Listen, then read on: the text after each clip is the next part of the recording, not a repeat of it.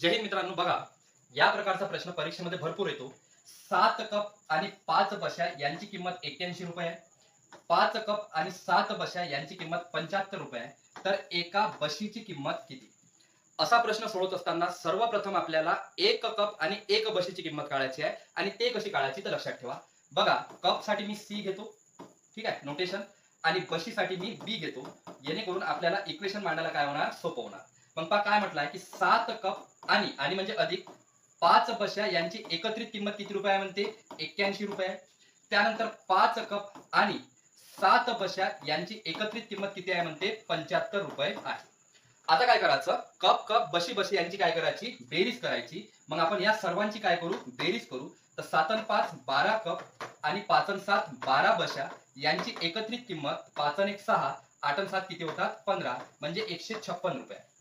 पण आपल्याला 1 कप आणि 1 बशीची किंमत पाहिजे. मग पहा, इथे 12 आहे, इथे 12 आहे. जे संख्या इथं असन त्याच संख्येला या पूर्ण इक्वेशनला काय करायचं, भाग द्यायचा. म्हणजे 12 ने काय देऊ आपण, भाग देऊ. मग 12 कपला 12 ने भाग दिला तर 1 कप शिल्लक राहील. 12 बशीला 12 ने भाग दिली तर 1 बशी शिल्लक राहील.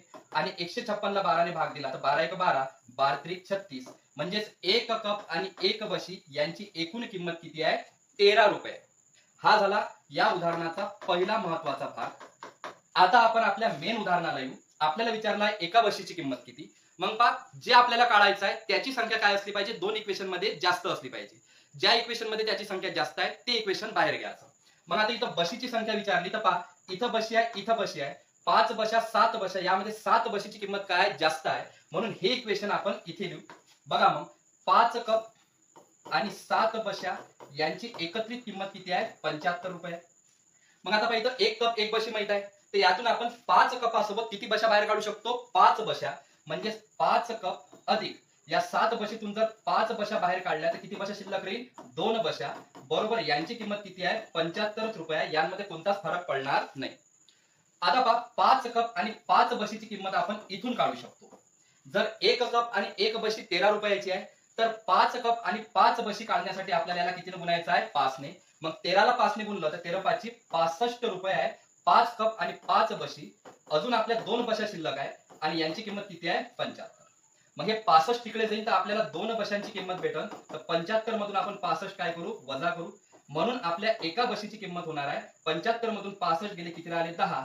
हे 2 बशीची किंमत झाली. पण एका बशीसाठी आपल्याला 2 काय करायचं आहे, याला भाग द्यायचा आहे. तर इथं भाग जातो, 2 पंच 10. म्हणून एका बशीची किंमत किती रुपये आहे, 5 रुपये आहे. या पद्धतीनेच आपण हे उदाहरण सोडू शकतो. अतिशय सोपं आहे. एकदा पुन्हा पहा, समजून घ्या. आणि जर आवड